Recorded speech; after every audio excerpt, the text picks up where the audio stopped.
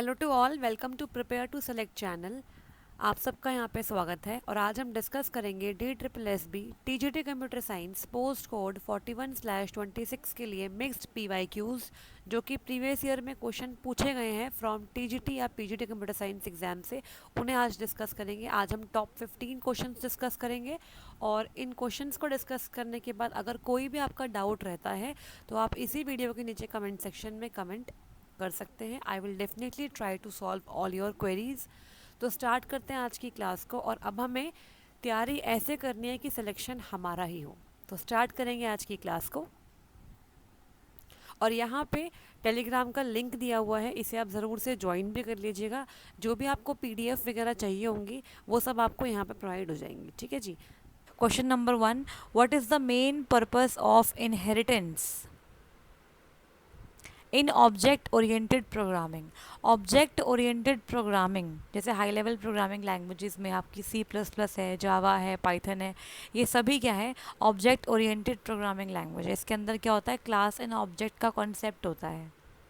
तो क्लास का मतलब क्या होता है? एक ऐसी एंटिटी, ठीक है, जिसके पास अपनी खुद के मेंबर्स होते हैं और खुद के फंक्शंस होते हैं। अब उसके जो एग्जाम्पल्स होते हैं, मतलब क्लास के जो एग्जाम्पल्स होते हैं वही क्या होते हैं? ऑब्जेक्ट्स होते हैं। तो यहाँ पे पूछा है कि इनहेरिटेंस जो है वो किस पर्पस के लिए होता है ओप्स के अंदर, ऑब्जेक्ट ओरिएंटेड प्रोग्रामिंग के अंदर? ओवरराइडिंग करने के लिए, सभी ऑप्शंस के लिए, डेटा हाइडिंग के लिए, या फिर कोड रीयूजिबिलिटी के लिए? तो इसका आंसर है option number D, code reusability. देखो इसका सिंपल सा आंसर है, हम एक कोड को बार बार लिखना नहीं चाहते तो उसको रीयूज़ करने के लिए हम उसे पेरेंट क्लास और चाइल्ड क्लास में बना देते हैं कि जो चाइल्ड क्लास होगी वो पेरेंट क्लास के बने बनाए फंक्शंस वैसे के वैसे यूटिलाइज कर लेगी। चाइल्ड क्लास में दोबारा से पेरेंट क्लास के फंक्शंस को बनाने की ज़रूरत नहीं है। तो we are reusing the functions of parent class in the child class. तो यहाँ पे होता है इसका आंसर कोड रीयूजिबिलिटी। तो पेरेंट चाइल्ड का जो रिलेशनशिप है उसे मेंटेन करने के लिए यूज़ करते हैं इनहेरिटेंस का। ऑप्शन नंबर डी बिल्कुल ठीक होने वाला है इसका आंसर। इसमें जो ऑप्शन नंबर 1 है ओवरराइडिंग मेथड्स, ओवरराइडिंग का मतलब होता है जैसे एक फंक्शन है पेरेंट क्लास में, बेस क्लास में, और वही सेम नाम का फंक्शन है चाइल्ड क्लास में। तो चाइल्ड क्लास ने उसी सेम फंक्शन का जो नाम है उस फंक्शन की डेफिनेशन चेंज कर दी चाइल्ड क्लास के अंदर। तो हमने सेम नेम का फंक्शन को ओवरराइड कर दिया। तो बेसिकली रन टाइम पॉलीमॉर्फिज्म को अचीव करने के लिए हम इस्तेमाल करते हैं ओवरराइडिंग का, है ना, डायनेमिक बाइंडिंग के लिए। डेटा हाइडिंग का मतलब क्या होता है? डेटा हाइडिंग का मतलब जब हम एक्सेस स्पेसिफायर्स का इस्तेमाल करते हैं, लाइक पब्लिक, प्राइवेट, प्रोटेक्टेड। तो अगर मैंने प्राइवेट लगा दिया तो प्राइवेट लगाने से क्या होगा? मेरा डेटा हाइड हो गया। एक क्लास के अंदर अगर मैंने मेंबर्स को प्राइवेट कर दिया, फंक्शन को प्राइवेट कर दिया, तो वो जो मेंबर्स हैं या फंक्शंस हैं वो सिर्फ उसी क्लास में ही विजिबल है। Outside the class we can not be able to access those members. तो वहाँ पर डेटा हाइडिंग अचीव हो गई। ठीक है, तो for this question option number D is correct. Next is a classification of integrated circuits with complexities of 330 to 300 equivalent gates on a single chip is known as? IC आप जानते हो क्या होता है? आईसी जो होता है वो एक ऐसा इलेक्ट्रॉनिक सर्किट है जिसके अंदर number of logic gates basically interconnected होते हैं एक दूसरे से, और इस तरीके से हमारी आईसी बनती है। तो कॉम्बिनेशन ऑफ लॉजिक गेट्स इसके अंदर रहता है हार्डवेयर में। तो ये पूछ रहा है कि अगर एक चिप पे 30 से 300 गेट्स हैं तो वो कौन सी क्लासिफिकेशन ऑफ आईसी में आएगी? LSI large scale integration, SSI small scale integration, MSI medium scale integration, या फिर VLSI very large scale integration? तो इसके लिए यहाँ पे देखो इसका जो आंसर बनेगा वो बनेगा ऑप्शन नंबर सी, एमएसआई। इसके लिए एक बार आप ये पढ़ लीजिए, यहाँ पे आपको थोड़ा सा ब्रीफ बताया हुआ है कि किस किस इंटीग्रेशन में क्या क्या नंबर ऑफ गेट्स रहते हैं। तो जो आईसीज हैं उन्हें उनके चिप के साइज़ के ऊपर इतने कैटेगरीज में क्लासीफाई किया गया है। फर्स्ट है small scale integration, just a minute. इसमें 3 से 30 गेट्स रहते हैं पर चिप, ठीक है, स्मॉल स्केल इंटीग्रेशन में। एमएसआई मतलब 30 से 300 गेट्स रहते हैं पर चिप, मीडियम स्केल इंटीग्रेशन। जैसे जैसे हमारे कंप्यूटर की जनरेशन्स चेंज हुई वैसे वैसे जो हमारे आईसीज हैं उनकी भी क्लासिफिकेशन में बढ़ोतरी होती गई। एलएसआई लार्ज स्केल इंटीग्रेशन, तो यहाँ पे 300 से 3000 गेट्स एक चिप में होते हैं। और अब हम बात कर रहे हैं VLSI की, वेरी लार्ज स्केल इंटीग्रेशन की, जिसमें हम आज हैं। तो इसमें 3000 से ज़्यादा गेट्स पर चिप होते हैं। तो इसका मतलब क्या है कि जो ये सिस्टम्स हैं इनकी जो कैपेबिलिटी है, जो एफिशिएंसी है, वो ज़्यादा बेटर है as compare to previous types of ICs, है ना। तो जैसे जैसे सिस्टम्स के अंदर डेवलपमेंट आती गई, वैसे वैसे आईसी को भी छोटा करते गए और उसके अंदर जो उसका हार्डवेयर उसे और स्ट्रॉन्ग करते गए। तो यहाँ पे ऑप्शन नंबर सी होगा आपका आंसर। एमएसआई के अंदर 30 से लेकर 300 गेट्स होते हैं पर चिप में। Next question is, while working on a JavaScript project in your JavaScript application, which function would you see to send messages to users requesting for text input? JavaScript हमने पढ़ी हुई है। JavaScript एक client side scripting language होती है। Mainly इसका use होता है डायनेमिक वेब पेज बनाने के लिए। ये बोल रहा है उसमें ऐसा कौन सा फंक्शन होता है जो यूज़र को सेंड किया जाता है ताकि वो यूज़र से कोई इनपुट ले सके। ठीक है, डिस्प्ले है, अलर्ट है, प्रॉम्प्ट है या गेट इनपुट है। तो इसका जो आंसर बनेगा वो बनेगा आपका प्रॉम्प्ट। ठीक है, अब यहाँ देखो, इसके अलावा थोड़ा सा पढ़ लेते हैं। ये हमने ऑलरेडी पढ़ा हुआ है क्लास के अंदर, हमारे ऐप कोर्स के अंदर। The alert function displays a simple dialog box with a message and an okay button. जो अलर्ट होता है उसके अंदर क्या होता है, एक आपको डायलॉग बॉक्स मिलता है, उसके अंदर ओके लिखा होता है और एक मैसेज लिखा होता है। आपको बेसिकली एक इन्फॉर्मेशन या नोटिफिकेशन देने के लिए अलर्ट का इस्तेमाल करते हैं। ठीक है, जैसे आप किसी पेज पे गए, किसी वेब पेज पे गए, वहाँ पे उस पेज पे कोई इन्फॉर्मेशन है जिसको आपको पढ़ना है, एक बार अलर्ट कर रहा है आपको, उसको पढ़ने के बाद आप ओके करोगे तभी उस पेज पे कोई एक्टिविटी कर सकते हो। तो इसका मतलब अलर्ट फंक्शन के थ्रू जो डायलॉग बॉक्स बन के आता है उसमें एक मैसेज लिखाया आता है और उसमें ओके होता है। The user can not interact with the page और perform any actions until they dismiss the alert by clicking the okay button. जब तक जो यूज़र है वो उस अलर्ट बॉक्स को, डायलॉग बॉक्स है, उस पर उसे पढ़ने के बाद ओके पे क्लिक नहीं कर देगा जब तक वो हटेगा नहीं और वो उस पेज पे कुछ भी एक्टिविटी नहीं कर पाएगा। ठीक है, तो इसमें एक ही बटन होता है, इसका नाम होता है ओके। और ये कोई भी इनपुट नहीं लेता यूज़र से, ये इनपुट नहीं लेता, बस आपको इन्फॉर्मेशन देता है, नोटिफिकेशन देने के लिए काम में आता है। नेक्स्ट है कन्फर्म बटन। कन्फर्म बटन एक डायलॉग बॉक्स होता है, इसके अंदर क्या होता है, इसमें भी एक मैसेज होता है और दो बटन होते हैं, ओके और कैंसिल। इसमें दो बटन है, ओके और cancel. It is commonly used to ask the user for the confirmation before proceeding with a certain action. The user can choose to either confirm or cancel the action. ठीक है, तो ये basically confirmation लेता है user से कि हमें ये चीज़ करनी है या नहीं करनी। अगर करनी है तो ओके, नहीं करनी तो कैंसिल। तो इसमें दो ऑप्शंस आते हैं। ठीक है, उसमें उसे चूज़ करना होता है कि अगर वो ओके पे क्लिक करेगा तो एक अलग एक्शन परफॉर्म होगा, अगर वो क्लिक करता है कैंसिल पे तो एक अलग एक्शन परफॉर्म होता है। तो जो आपका कन्फर्म फंक्शन है वो डिपेंड करता है, आपने अगर ओके पे क्लिक किया तो ट्रू रिटर्न करेगा और अगर आपने कैंसिल पे क्लिक किया तो फॉल्स रिटर्न करेगा और उसके अकॉर्डिंग फिर प्रोग्राम चलेगा आपका। थर्ड कैटेगरी ऑफ फंक्शन जिससे डायलॉग बॉक्स बनता है वो है प्रॉम्प्ट। ये तीनों बहुत इंपॉर्टेंट है एग्जाम पॉइंट ऑफ व्यू से, इसलिए मैंने आपको यहाँ पे ऐड करके दिखा दिया। प्रॉम्प्ट जो होता है ना वो भी एक डायलॉग बॉक्स है। उसमें क्या होता है, उसमें एक इनपुट फील्ड होती है जिसमें यूज़र से इनपुट लिया जाता है, टेक्स्ट इनपुट। ठीक है, और दो बटन होते हैं, ओके और कैंसिल। तो बेसिकली इनपुट लेने के लिए it is used to gather input from the user. Input लेने के लिए हम प्रॉम्प्ट फंक्शन का इस्तेमाल करते हैं। इसमें दो आर्ग्यूमेंट होती है, पहला वो मैसेज जो डिस्प्ले करना होता है और दूसरा एक ऑप्शनल फील्ड होती है जो डिफ़ॉल्ट वैल्यू होती है, जो कि इनपुट फील्ड में बाय डिफ़ॉल्ट दिखाई देगी। अगर आप कुछ नहीं डालोगे तो वो आ जाती है। तो ये आपका ऑप्शनल फील्ड होती है, सेकेंड वाला आर्ग्यूमेंट।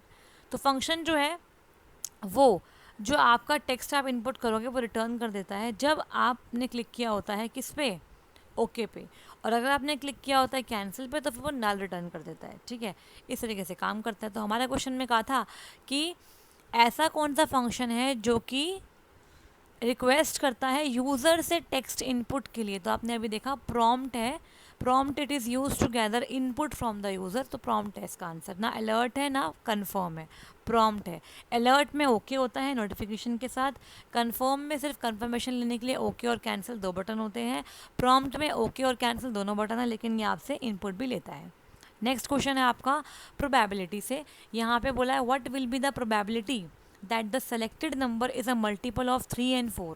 3 एंड 4 दोनों का मल्टीपल होना चाहिए आपका वो नंबर, जब उस नंबर को मैं रैंडमली सेलेक्ट करूँगी फर्स्ट 50 नेचुरल नंबर से। तो नेचुरल नंबर स्टार्ट होते हैं 1 से, तो 1 से 50 की आपके पास रेंज दी हुई है नेचुरल नंबर्स की। अगर मैं कोई एक नंबर रैंडमली निकालती हूँ तो कितनी उसकी प्रोबेबिलिटी है कि वो नंबर 3 और 4 दोनों का मल्टीपल होगा। तो इसके अंदर पहले आपको पता होना चाहिए कौन कौन से ऐसे नंबर है 1 से लेकर 50 के अंदर जो 3 के भी मल्टीपल है और 4 के भी मल्टीपल है, एंड लगा हुआ है और नहीं लगा हुआ। और मतलब होता है 3 के हो या 4 के हो, दोनों में से किसी का मल्टीपल चल जाएगा, लेकिन अब एंड लगा हुआ है तो हम बात करेंगे यहाँ पर जो नंबर 3 के भी मल्टीपल है और 4 के भी मल्टीपल है। तो करते हैं इसको, कैसे करेंगे देखें, जस्ट अ मिनट। तो इस क्वेश्चन में पहले हम 3 और 4 के मल्टीपल हमें देखने हैं, है ना। तो मैं 4 को देख रही हूँ, जो अगर 4 में देखेंगे तो 3 का अपने आप निकल जाएगा आपका, है ना। तो 4 का टेबल लिखते हैं फटाफट से। अगर 4 8 12 16 4 5 20 24, देन आपका कितना हो गया 28 32 36 और 40, क्योंकि 40 तक तो नंबर हमारे पास यहीं पे ही आ गए, है ना। तो बाकी 10 नंबर और रह गए 50 तक पहुंचने के लिए। तो अब देखो इतने में से आप देख लो कौन से नंबर, क्योंकि सारे नंबर 4 के मल्टीपल है तो 3 के मल्टीपल निकल जाएंगे इसमें से। देखो यहाँ पे 12 है 3 का मल्टीपल, 4 का तो ऑलरेडी है। 24 है दोनों का मल्टीपल, इसके अलावा 36 है दोनों का मल्टीपल। 40 के बाद अगर हम जाएं तो 40 के बाद हमारे पास जो नंबर अगला आएगा वो आएगा 44, उसके बाद आएगा 48, है ना। उसके बाद तो 52 आएगा सीधा, जो ये बाहर हो गया 50 से। तो इसके बाद अगला मल्टीपल 48 है, तो मतलब 12 24 36 और 48, यही 4 मल्टीपल होंगे जो 3 और 4 के दोनों हैं। मैंने कैसे किया ये क्वेश्चन, मैंने पहले क्या करा, 3 और 4 में से बड़ा कौन सा, 4 बड़ा है, तो 4 के मैंने फटाफट से मल्टीपल्स यहाँ लिख लिए। जो 4 के मल्टीपल है हमें उसमें से 3 के मल्टीपल मिल जाएंगे, बिकॉज एंड बोला हुआ है। तो 4 के भी होने चाहिए और 3 के भी होने चाहिए। तो मैंने देख लिया कि 3 के टेबल में कौन कौन से इसमें से आ रहे हैं। तो 40 तक तो यहीं पर रेंज कवर हो गई थी, 50 तक जाना था तो मैंने 2 नंबर और लिख लिए, 50 कंप्लीट हो गया आपका। इसमें 48 एक और नंबर है जो कि 3 से भी हो रहा है और 4 से भी हो रहा है, तो 4 नंबर है। तो टोटल पॉसिबल आउटकम्स आपके 50 थे, लेकिन एक्सपेक्टेड कितने आपके कितने आ सकते हैं, 4 ही ऐसे नंबर होंगे जो आपके डिवाइड होंगे 3 और 4 से दोनों से। तो 4/50 इसे काटेंगे तो 2/25, इतना सा आंसर है इसका बस। तो ये इसकी प्रोबेबिलिटी हो गई क्वेश्चन नंबर की। इसका क्वेश्चन की नंबर तो आई थिंक 3rd है ना ये, तो इसका आंसर हो गया आपका बी। हाँ जी, तो बी हो गया इसका आंसर। ठीक है जी, सिंपल सा क्वेश्चन है, इसमें कुछ करना ही नहीं है हमें। नेक्स्ट क्वेश्चन क्या है, एंड अबॉट क्रिएट एक्सेट्रा। ये सब क्या है, एंड अबॉट क्रिएट, आपको पता है ये सिस्टम कॉल्स है, यहाँ लिखा भी हुआ है क्वेश्चन के अंदर, ये क्या है, सिस्टम कॉल्स दी हुई हैं।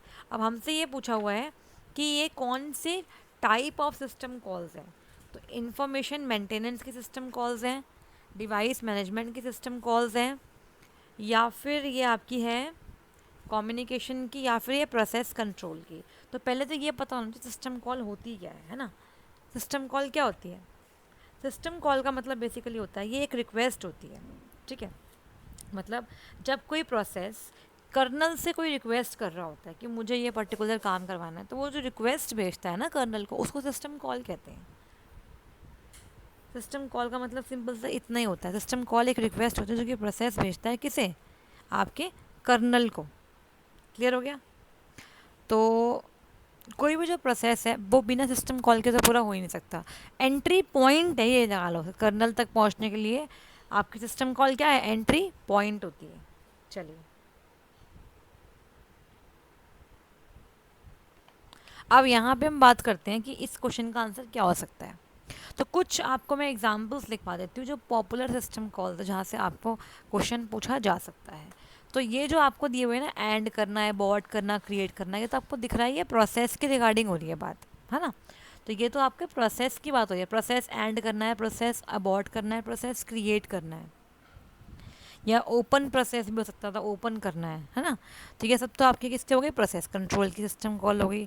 अगर हम बात करें यहाँ पे इसकी कम्युनिकेशन की, कम्युनिकेशन की अगर हम बात करें सिस्टम कॉल कौन कौन सी होती है, तो इसके अंदर होती है क्रिएट,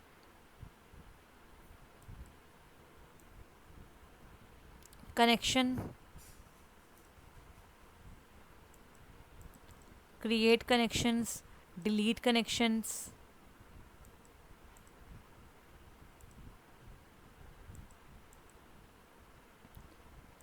इसके अलावा SHM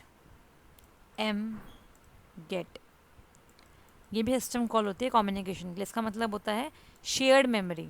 SHM मतलब होता है शेयर्ड मेमोरी। शेयर्ड मेमोरी आपको चाहिए तो आप ये वाला कॉल कर सकते हो। अगर हम बात करें डिवाइस मैनेजमेंट की, तो डिवाइस मैनेजमेंट के लिए कौन कौन सी हेल्प में आती है? तो डिवाइस मैनेजमेंट के लिए आपकी जैसे मतलब जो IO वगैरह के लिए चाहिए होती है, IO को मैनेज करने के लिए चाहिए होती है, उसमें हमारा होता है रीड करना, read system call, right system call, है ना। इसके अलावा IO CTL मतलब IO कंट्रोल, इसके अलावा FCNTL मतलब फाइल कंट्रोल। ये होता है आपका IO कंट्रोल, ये वाली IO कंट्रोल, और ये अगली वाली होती है फाइल कंट्रोल। सिस्टम कॉल्स होती हैं, ये एग्जांपल बता रही हूँ मैं आपको, जो आपसे पूछे जा सकते हैं, कई बार एग्जाम में आ सकता है। ठीक है, डिवाइस में ये सब हो सकते हैं, read, right, IO control, file control. और जो आपकी इंफॉर्मेशन वाली है, इंफॉर्मेशन मेंटेनेंस, इसके अंदर कौन कौन सी सिस्टम कॉल आ सकती है? इसके अंदर आ सकती है गेट PID, प्रोसेस ID, है ना, गेट PID। इसके अलावा get system date and time,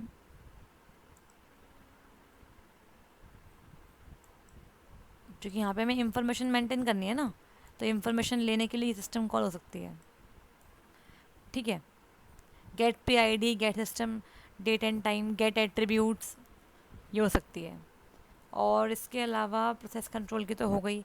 इसके अलावा आपकी फ़ाइल मैनेजमेंट की हो सकती है, जिसके अंदर आपका open file, close file, read, right, create, ये सब हो सकती हैं। यही है बस, एक और ले लो फाइल वाली, है ना, file management. File management, file management से जुड़ा हुआ कोई काम करवाना है तो कौन कौन सी सिस्टम कॉल आ सकती है इसके अंदर? इसमें आ सकती है ओपन करने के लिए, ठीक है, क्लोज करने के लिए, रीड करने के लिए, राइट करने के लिए, क्रिएट करने के लिए, ये सब आ सकती है। ठीक है जी, चलिए। तो हमें यहाँ पूछा था एंड, अबाउट और क्रिएट कहाँ पे होगा? तो ये आपका होगा प्रोसेस कंट्रोल के अंदर। बाकी ये आप देख लेना, और ये सब भी आपको पता होनी चाहिए। नेक्स्ट देखते हैं। Next is the time required to wait until read write head comes under a desired sector. Read write head जो होता है आपका हार्ड डिस्क के अंदर, जब तक वो डिज़ायर्ड सेक्टर पे पहुँचे, उसको जो पहुँचने में टाइम लगता है उसे क्या बोलते हैं? तो यहाँ पे आंसर ऑलरेडी मार्क था, seek time, wait time, rotational delay और एग्जीक्यूशन टाइम। तो आंसर आपको दिख रहा है रोटेशनल डिले। तो ये जो टॉपिक है आपका OS से आया है। OS के अंदर जब हम बात करते हैं ना डिस्क शेड्यूलिंग एल्गोरिथम की, तो उससे पहले हम डिस्कस करते हैं डिस्क का आर्किटेक्चर क्या होता है। डिस्क का आर्किटेक्चर क्या होता है? जो आपकी हार्ड डिस्क होती है वो डिफरेंट प्लेटर्स से मिलके बनी होती है, और जो प्लेटर्स होते हैं वो आपके स्पिंडल से जुड़े होते हैं। तो पहले क्या होता है आपके हार्ड डिस्क के अंदर? प्लेटर्स होते हैं, सर्कुलर प्लेट्स होती है, लगा लीजिए आप। प्लेटर्स के अंदर क्या होते हैं आपके? सरफेस होते हैं, एक अपर सरफेस और एक लोअर सरफेस। सरफेस के अंदर क्या होते हैं आपके? ट्रैक्स बने होते हैं, हर एक सरफेस पे आपके ट्रैक होते हैं, सर्कुलर ट्रैक्स। और ट्रैक्स के अंदर क्या होते हैं आपके? सेक्टर्स। और सेक्टर्स के अंदर क्या होता है हमारा? डेटा। इस तरीके से आपके प्लेटर्स के अंदर डेटा सेव होता है। ठीक है, अब मान लेते हैं हमारे पास 4 प्लेटर है या 5 प्लेटर्स है, सारे प्लेटर्स स्पिंडल से जुड़े होते हैं, और वहीं पर साथ में होता है आपका क्या? एक रीड राइट हेड, जो कि एक ही मतलब बैक एंड फोर्थ पोजीशन पे क्या करता है?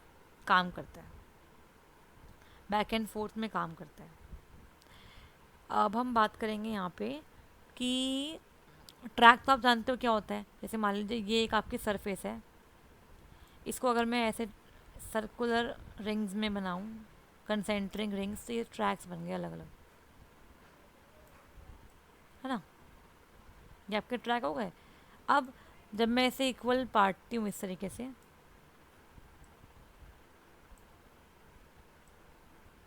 ऐसे, तो ये जो एक पोर्शन निकल के आया ना इतना बड़ा, ये आपका एक सेक्टर कहलाता है। तो ये S1 S2 S3 ऐसे बन जाता है आपके सेक्टर, तो ये आपका सेक्टर है, डेटा इसके अंदर होता है, ठीक है। अब ये बोल रहा है इसमें 2-3 टर्म्स आपसे पूछते हैं, एक होता है seek time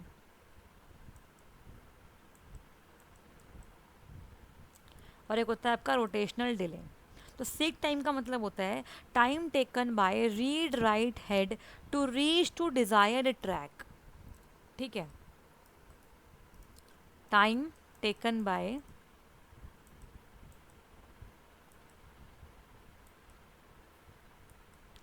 read write head to reach to desired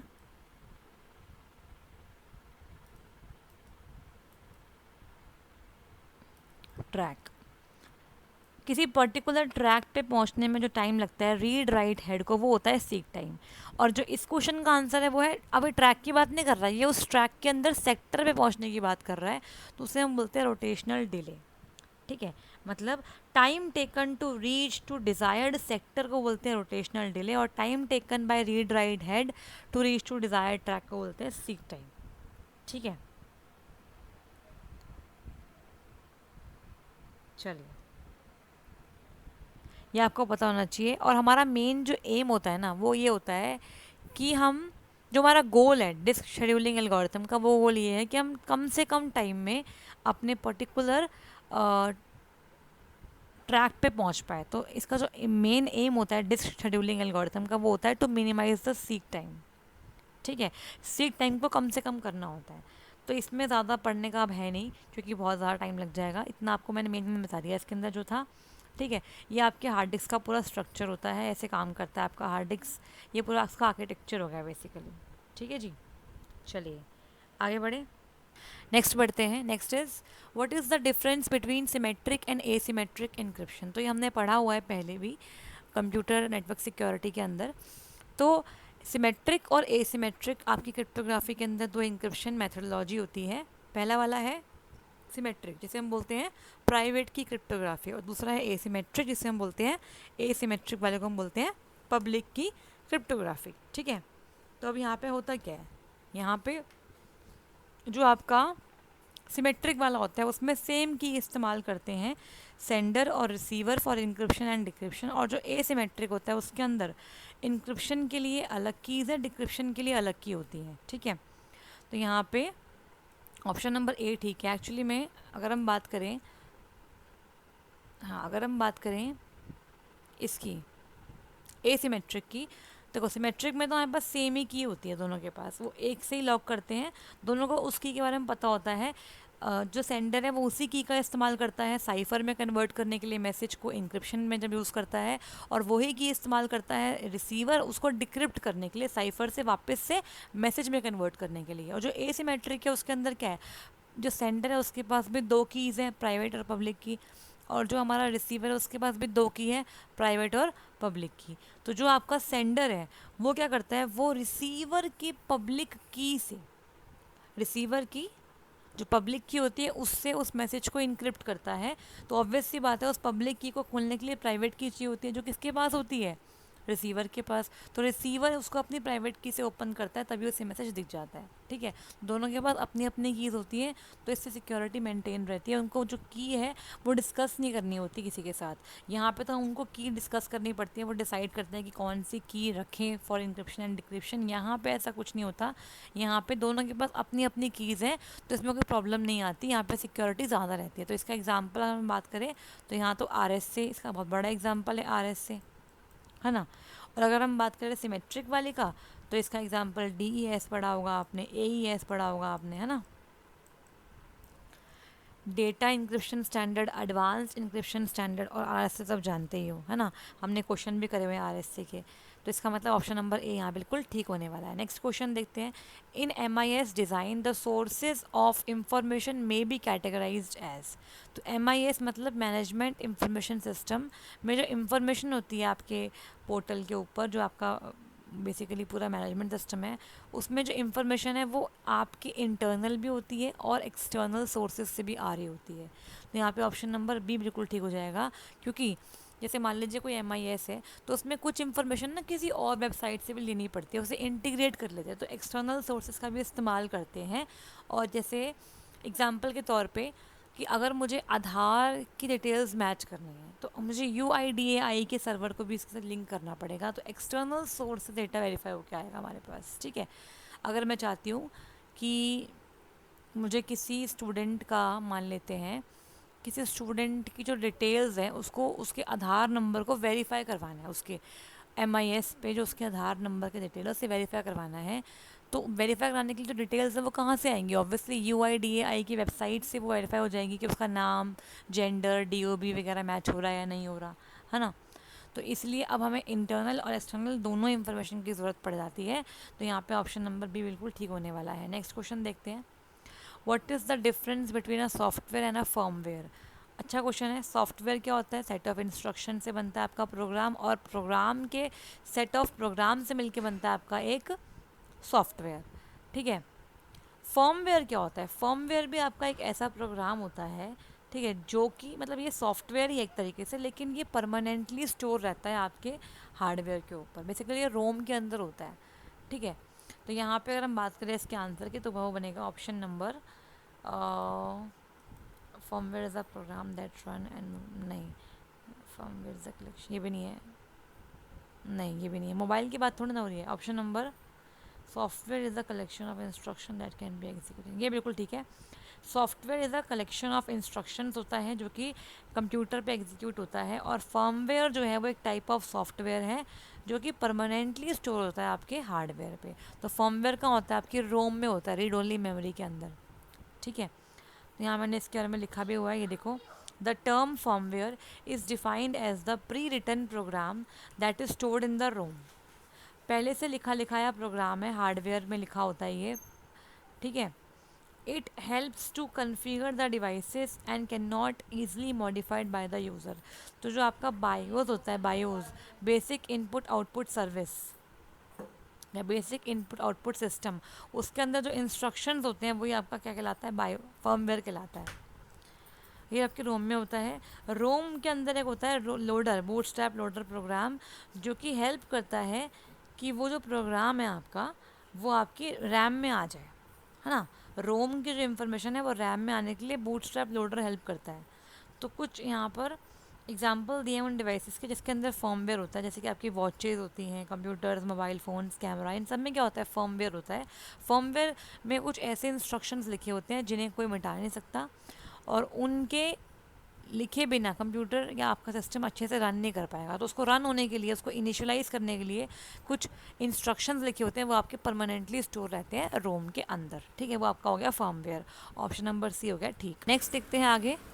next question is what is agile software development? Agile software development का मतलब क्या है? तो बहुत ही आसान सा क्वेश्चन है। एजाइल का मतलब बेसिकली ऐसा वर्ड है कि मतलब कि मैं आगे जाके इन फ्यूचर कोई ना कोई नया चेंज, कोई ना कोई नया अपडेट अपने सॉफ्टवेयर में करना चाहती हूँ। मुझे अपना सॉफ्टवेयर ऐसा बनाना है कि वो फ्यूचर के अपडेशंस के लिए रेडी रहे, उसमें चेंजेस हो सके, वो इतना कैपेबल हो कि वो अपने उन चेंजेस को अडेप्ट कर पाए, और उसको अडेप्टेशन से उसके जो फंक्शंस हैं उन पे कोई असर ना पड़े। जिस पर्टिकुलर काम के लिए उसको बनाया गया वो काम वो ढंग से करता चला जाए। ठीक है, इसका मतलब ये एक सॉफ्टवेयर डेवलपमेंट करने की एक मेथडोलॉजी है that emphasises flexibility and adaptability to change. Option number B बिल्कुल ठीक होने वाला है यहाँ पे। ठीक है, जो आगे होने वाली अडेप्टेबिलिटी है, जो अडेप्टेशन होने वाला है, उसको अडेप्ट कर पाए आराम से। जो भी आप नया कोड डालना चाहो कस्टमर की नीड्स के अकॉर्डिंग, टाइम टू टाइम उसको वो अडेप्ट कर ले। तो यहाँ पे देखिए, agile methodology is a way to manage the projects by breaking them into smaller part. तो एक बड़े प्रोजेक्ट को स्मॉल स्मॉल पार्ट्स में ये डिवाइड करता है। It focuses on working together and making the constant improvement. इसका मेन जो मेथडोलॉजी है वो ये होता है कि ये ना एक साथ पूरी टीम काम कर रही होती है और ये कॉन्स्टेंटली अपने सॉफ्टवेयर को पहले से बेटर मतलब इम्प्रूवमेंट करते रहते हैं, बेटर बेटर बनाते रहते हैं। It focuses on delivering smaller pieces of work regularly instead of big launch.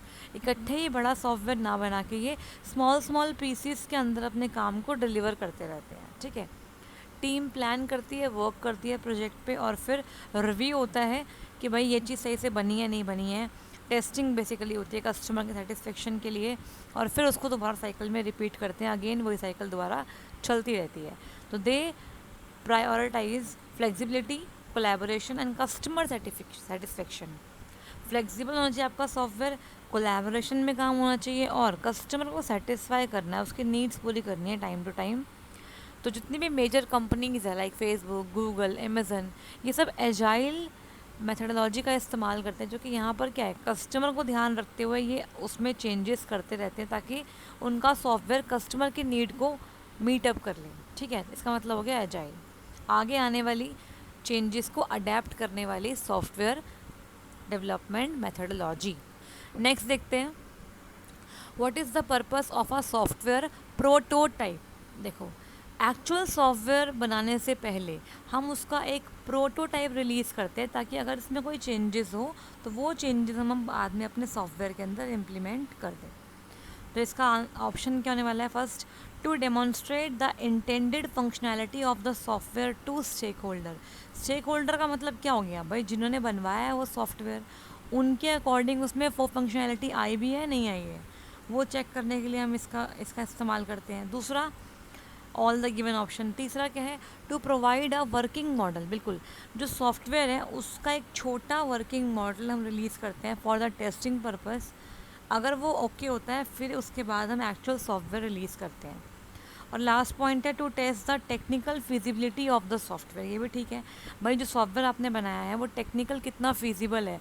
वो मान लो आपके मोबाइल में चल रहा है नहीं चल रहा, सिर्फ आपके कंप्यूटर में चल रहा है या फिर किसी पर्टिकुलर iOS में चल रहा है और मान लो आपका एंड्रॉयड में नहीं चल रहा, या फिर वो 32 बिट में चल रहा है 64 बिट में नहीं काम कर रहा। तो टेक्निकल फिजिबिलिटी चेक होती है कि कौन कौन से वर्जन्स हैं जहाँ पे वो चल रहा है, कौन से पे नहीं चल रहा। तो ये सब चेक करने के लिए हम उसको टेस्टिंग के लिए निकालते हैं। इसका मतलब सारे ऑप्शन बिल्कुल ठीक है, ऑप्शन नंबर बी बिल्कुल ठीक होगा, all the option given are correct. तो इसका मतलब ऑप्शन नंबर बी बिल्कुल ठीक होने वाला है इस क्वेश्चन के लिए। नेक्स्ट क्वेश्चन देखो, what is the difference between primary की एंड द फॉरेन की एंड डेटाबेस। डेटाबेस मतलब आपका हो गया, बेसिकली डेटाबेस क्या होता है, आपका कलेक्शन ऑफ टेबल्स, जिसके अंदर हर टेबल के अंदर क्या होता है, हर टेबल जो होती है आपके रो और कॉलम के कॉम्बिनेशन से बनी होती है। अब उन टेबल्स के अंदर जो डेटाबेस के अंदर है उसमें आपका आपस में क्या होता है, इंटरलिंकिंग होनी होती है, उसमें आपस में कुछ ना कुछ उनका रिलेशन होना चाहिए तभी तो हम काम करा पाएंगे। तो उसके लिए हम फॉरेन की का इस्तेमाल करते हैं। ठीक है, फिर प्राइमरी की क्या होती है, प्राइमरी की का मतलब होता है एक ऐसा टेबल का एक ऐसा कॉलम जो उस टेबल के सभी रिकॉर्ड्स को यूनिकली आइडेंटिफाई कर पाए। Like roll number, roll number जो है वो मान लो एक टेबल है स्टूडेंट टेबल, उस टेबल के सभी स्टूडेंट को यूनिकली आइडेंटिफाई कर लेगा, किसी भी दो बच्चों का रोल नंबर सेम नहीं होगा। तो प्राइमरी की एक ऐसा कॉलम हुआ जो सभी रिकॉर्ड्स को यूनिकली आइडेंटिफाई कर सकता है एक टेबल के अंदर। तो यहाँ पे देखते हैं कौन सा ऑप्शन मैच करेगा। अब प्राइमरी की इज़ अ यूनिक आइडेंटिफायर, मुझे ये दिख रहा है, for the each record in a table, while the foreign key is use to link the records in one table to records in another table. बिल्कुल ठीक बात है। एक्चुअली फॉरेन की क्या होती है, मान लीजिए एक टेबल ए है एक टेबल बी है, टेबल ए में तो वो नॉर्मल एक कॉलम है, लेकिन टेबल बी के अंदर वो एक प्राइमरी की। ठीक है, तो टेबल बी की प्राइमरी की टेबल ए के अंदर एज अ फॉरेन की काम कर रही है, वो एक नॉर्मल कॉलम है वहाँ पे। तो एक ऐसा कॉलम जो किसी और टेबल में तो प्राइमरी की हो लेकिन दूसरे टेबल में नॉर्मल एक कॉलम हो, उसे हम बोलते हैं फॉरेन की। बेसिकली उस टेबल में उसका काम होता है to connect a link between the two tables. ठीक है, तो ऑप्शन नंबर बी बिल्कुल ठीक है आपका। यहाँ पे प्राइमरी की एक ऐसा कॉलम जो कि यूनिकली आइडेंटिफायर का काम करती है, यूनिक आइडेंटिफिकेशन करती है हर एक रिकॉर्ड की।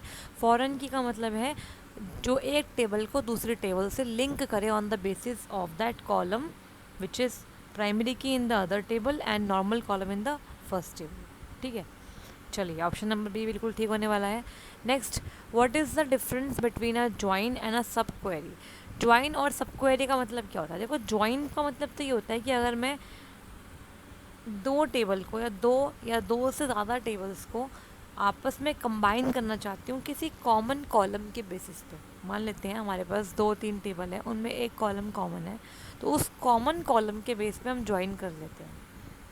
ठीक है, लेकिन सब क्वेरी का मतलब क्या होता है? सब क्वेरी का मतलब होता है, जैसे मान लीजिए मैंने एक क्वेरी लगाई, उस क्वेरी से मेरा आउटपुट नहीं आ रहा, तो मैंने उस क्वेरी के अंदर एक और क्वेरी लगा दी, तो एक क्वेरी है, उसका जो रिज़ल्ट आएगा उस रिज़ल्ट पे फिर हमने एक और क्वेरी लगा दी।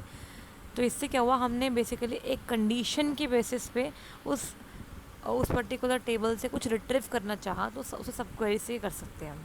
ठीक है, तो यहाँ पे ऑप्शन नंबर बनेगा आपका सी, है ना। सी में लिखा हुआ है कि a join is use to, एक minute, a join is used to combine data from the multiple tables based on the common column, while a subquery is used to retrieve data from a single table based on a condition। ठीक है, single table होती है, यहाँ पे multiple table नहीं होती। एक ही table के अंदर हम क्वेरी के अंदर क्वेरी लगा देते हैं। ठीक है, तो नेक्स्ट पे आगे बढ़ते हैं। What are the 3 security goals. 3 security goals क्या होते हैं आपके? किसकी बात कर रहा है? कंप्यूटर नेटवर्क सिक्योरिटी की 3 सिक्योरिटी गोल्स पूछ रहा है ये कंप्यूटर नेटवर्क सिक्योरिटी में। तो हमने पढ़ा हुआ है, देखो ऑप्शन नंबर 1 क्या है आपका? Confidentiality, encryption and decryption. Second क्या है? मैंने बताया था आपको CIA होता है, कॉन्फिडेंशियलिटी, इंटीग्रिटी एंड अवेलेबिलिटी। ये तीनों होना ज़रूरी है।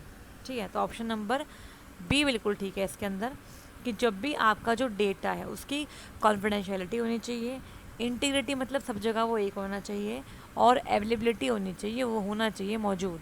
ठीक है, ये तीनों अगर हमने अचीव कर लिए तो हम अपने डेटा की सिक्योरिटी आराम से कर सकते हैं। ठीक है, तो ऑप्शन नंबर बी बिल्कुल ठीक होने वाला है इस क्वेश्चन के अंदर। तो हम पढ़ते भी हैं कि 3 pillars of computer network security हम बात करते हैं तो हम CIA की ही बात कर रहे होते हैं वहाँ पे। ठीक है, तो क्रिप्टोग्राफी के अंदर हम बात करते हैं किसकी? CIA की। कॉन्फिडेंशियलिटी होनी चाहिए भाई, इंटीग्रिटी होनी चाहिए और अवेलेबिलिटी होनी चाहिए आपके डेटा की। Next is a dash is a process that has completed its task but still it shows an entry in a process table। एक ऐसा प्रोसेस जिसने अपना काम कर लिया, जो फुली एग्जीक्यूट हो चुका है, लेकिन फिर भी उसकी जो एंट्री है वो शो हो रही है प्रोसेस टेबल के अंदर कि वो है, एग्जिस्ट कर रहा है, लेकिन वो कोई काम तो नहीं कर रहा, वो रनिंग में तो है ही नहीं। तो ऐसे प्रोसेस को हम क्या बोलेंगे? ऐसे प्रोसेस को हम बोलते हैं ज़ॉम्बी। ना डीमन कहते हैं, ना ऑर्फन कहते हैं, ना डीमन ऑर्फन कहते हैं। ठीक है, तो ऑप्शन नंबर ए बिल्कुल ठीक है। अब इसका देखो मतलब क्या लिखा हुआ है मैंने यहाँ पे, ज़ॉम्बी प्रोसेस को हम डीफंक्ट प्रोसेस भी कहते हैं, मतलब डी फंक्शन हो गया है, वो किसी काम का नहीं है, अब उसका काम कंप्लीट हो चुका है। That has completed the execution but still has a entry in the process table. This happens because although the process has finished running, मान लेते हैं कोई पेरेंट था, उसका कोई चाइल्ड प्रोसेस था। ठीक है, तो पेरेंट प्रोसेस ने क्या करा? एक्नॉलेजमेंट नहीं दिया कि जो आपका चाइल्ड प्रोसेस है वो आपका मतलब ख़त्म हो चुका है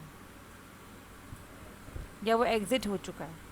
तो उस केस में जो आपका चाइल्ड प्रोसेस है जो उसके अंदर था, उसकी एंट्री भी शो होती है प्रोसेस टेबल के अंदर। तो यहाँ पे लिखा है कि this happens because although the process has finish running, its parents process has not yet acknowledged its termination by reading its exit status via wait और wait PID, wait process ID system call. ठीक है, मतलब कि parent process ने child process को acknowledgement नहीं दिया, उसने जब वेट या वेट PID कुछ भी ऐसा सिस्टम कॉल दी होगी उसको एक्नॉलेज ही नहीं किया, तो एक्नॉलेज नहीं किया तो उसकी एंट्री शो होती रहेगी ना, इसलिए वो शो हो रहा है। तो ऐसे प्रोसेस को हम बोलते हैं ज़ॉम्बी प्रोसेस, जो अपना काम पूरा कर चुके हैं लेकिन फिर भी उनकी एंट्री शो हो रही है प्रोसेस टेबल के अंदर। तो इसी के साथ हमारे जितने भी क्वेश्चंस थे आज की क्लास के वो ख़त्म होते हैं। हमने 15 क्वेश्चन कंप्लीट करे हैं। Thank you so much everyone, all the very best to all of you. Thank you.